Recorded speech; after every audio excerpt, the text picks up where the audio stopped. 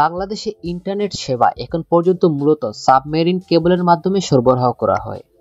সমুদ্রের তলদেশে স্থাপিত এই কেবলগুলোর মাধ্যমে ব্যান্ডউইডথ নিয়ে আসে মোবাইল নেটওয়ার্ক অপারেটর এবং ইন্টারনেট সার্ভিস প্রোভাইডাররা।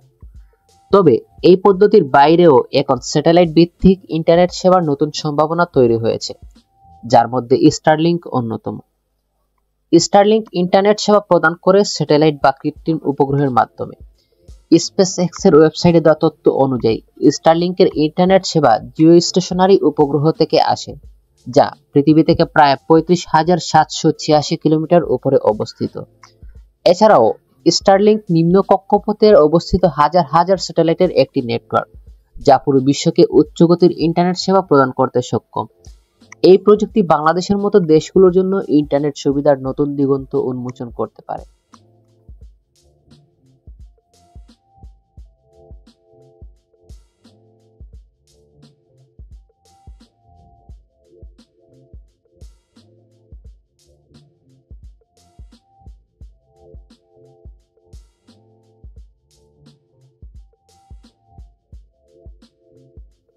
স্টারলিংকের ইন্টারনেট সেবা পেতে গ্রাহকদের একটি বিশেষ ডিভাইস স্থাপন করতে হয়, যা অনেকটা টেলিভিশনের অ্যান্টেনার মতো দেখতে।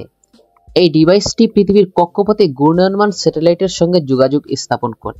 গ্রাহকরা এই অ্যান্টেনার পাশাপাশি একটি স্টারলিংক রাউটার ব্যবহার করে উচ্চগতির ইন্টারনেট সেবা উপভোগ করতে পারে। স্টারলিংকের ইন্টারনেট সেবায় ডাউনলোড গতি 25 থেকে 220 এমবিপিএস পর্যন্ত হতে পারে, তবে বেশিরভাগ ব্যবহারকারী 100 এমবিপিএস এরও বেশি গতি পান। অন্যদিকে আপলোড গতি সাধারণত 5 থেকে 20 এমবিপিএস এর মধ্যে থাকে, যা দৈনন্দিন কাজকর্মের জন্য যথেষ্ট।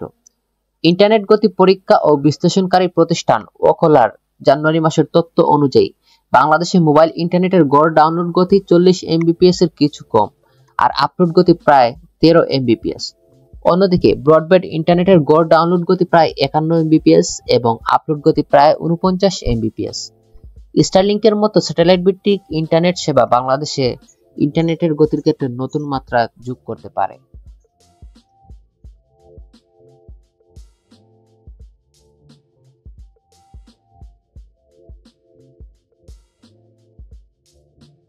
স্টারলিংকের ওয়েবসাইট অনুযায়ী তাদের ইন্টারনেট সেবা পেতে গ্রাহকদের কিছু প্রয়োজনীয় সরঞ্জাম কিনতে হবে।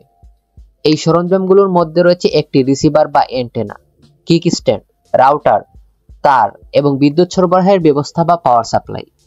এই সমস্ত উপকরণ একসাথে স্টারলিংক কিট নামে পরিচিত, যার মূল্য $349 থেকে $599, বাংলাদেশি টাকায় প্রায় 43 থেকে 74 হাজার টাকা পর্যন্ত হতে পারে।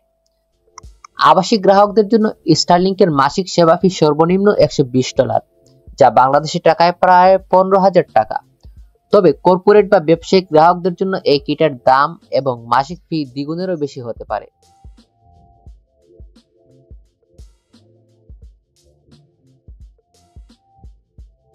বাংলাদেশে দ্রুতগতির ইন্টারনেট সেবা নিয়ে আসার লক্ষ্যে স্টারলিংককে আমন্ত্রণ জানাচ্ছে সরকার।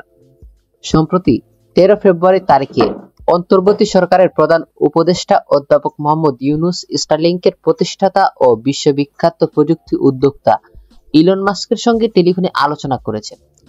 এই আলোচনা বাংলাদেশে স্টারলিংকের সম্ভাব্য প্রবেশের পথ প্রশস্ত করতে পারে। প্রশ্ন উঠছে, স্টারলিংক বাংলাদেশে এলে এর সুফল কি হতে পারে? প্রযুক্তি বিশেষজ্ঞদের মতে স্টারলিংকের মাধ্যমে বাংলাদেশের দুর্গম ও প্রত্যন্ত অঞ্চলে উচ্চগতির ইন্টারনেট সেবা পৌঁছে দেওয়া সম্ভব হবে। এর ফলে ইন্টারনেট সেবার ক্ষেত্রে গ্রাম ও শহরের মধ্যে বিদ্যমান ব্যবধান কমে আসবে। গ্রামীণ তরুণরা বাড়িতে বসেই উচ্চগতির ইন্টারনেট ব্যবহার করে ফ্রিল্যান্সিং এবং অন্যান্য ইন্টারনেট ভিত্তিক কাজ করতে পারবেন। এছাড়াও প্রাকৃতিক দুর্যোগের পর দ্রুত যোগাযোগ ব্যবস্থা পুনরুদ্ধারে স্টারলিংক গুরুত্বপূর্ণ ভূমিকা রাখতে পারে। এই প্রযুক্তি বাংলাদেশের ডিজিটাল পরিকাঠামোকে আরো শক্তিশালী করতে পারে বলে আশা করা হচ্ছে। স্টারলিংকের আরেকটি উল্লেখযোগ্য সুবিধা হলো গোপনীয়তা রক্ষা করে যোগাযোগের সুযোগ। যদি স্টারলিংক বাংলাদেশে তাদের সেবা প্রদানের সময় আড়ি পাতা বা নজরদারির সুযোগ না দেয়, তাহলে অনেক ব্যবহারকারী এই ইন্টারনেট সেবার প্রতি আগ্রহী হয়ে উঠতে পারেন। বিশেষ করে যারা গোপনীয়তা ও নিরাপত্তাকে অগ্রাধিকার দেন, তাদের কাছে স্টারলিংক একটি আকর্ষণীয় বিকল্প হতে পারে। তবে স্টারলিংকের ইন্টারনেট সেবার একটি বড় চ্যালেঞ্জ হলো এর উচ্চ ব্যয়। সাধারণ মানুষের পক্ষে এই সেবা ব্যবহার করা বেশ কঠিন হতে পারে। স্টারলিংক কিটের প্রাথমিক খরচ এবং মাসিক ফি অনেকের জন্য বড় বাধা হয়ে দাঁড়াতে পারে। তাই বাংলাদেশের মতো দেশে যেখানে ইন্টারনেট সেবার বেশ সাশ্রয়ী হওয়া অত্যন্ত গুরুত্বপূর্ণ, সেখানে স্টারলিংকের সেবা কতটা জনপ্রিয় হবে তা নিয়ে প্রশ্ন থেকেই যায়। সরকার ও সংশ্লিষ্ট কর্তৃপক্ষের উচিত হবে এই প্রযুক্তি সুবিধাগুলোর সাধারণ মানুষের কাছে সহজলভ্য করার জন্য প্রয়োজনীয় পদক্ষেপ নেওয়া।